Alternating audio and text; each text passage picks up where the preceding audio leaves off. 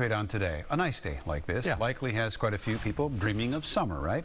And a staple of the season is the Great Minnesota Get-Together. By the way, it is 146 days from right now.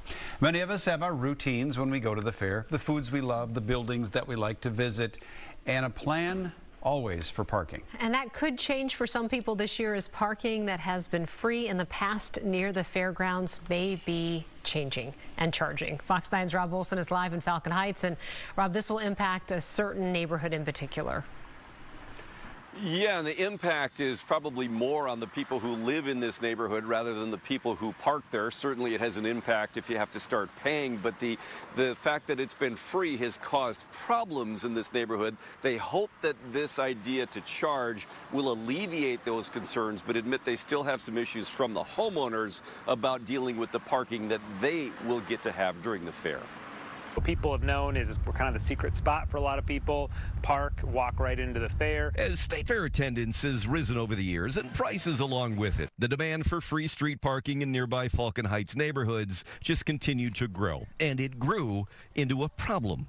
And so what's happening is that demand for parking way exceeds our supply. We have a limited number of free parking spots, and people are willing to drive around for 30 minutes looking for a free spot. The issue here for the people who live here is that for 12 days, their streets become like a mall parking lot on Black Friday. Constant circling, waiting for spots to open, parking too close to the corners and the driveways and the alleys. Our street fills up with cars by 10 a.m. every day of the fair. Wednesday night, more than 30 people spoke of 100 who showed up at the Falcon Heights City Council.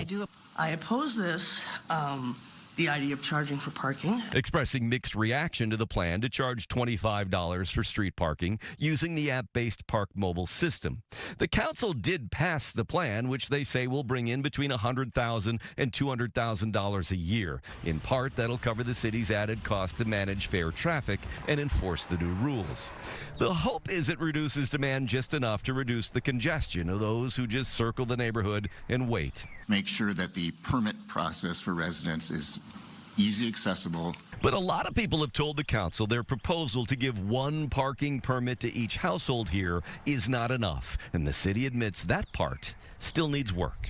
Obviously, we've heard a lot last night. There's a lot of concern for, is one enough? I think that's something that the city council and the task force will have to look at a little bit more.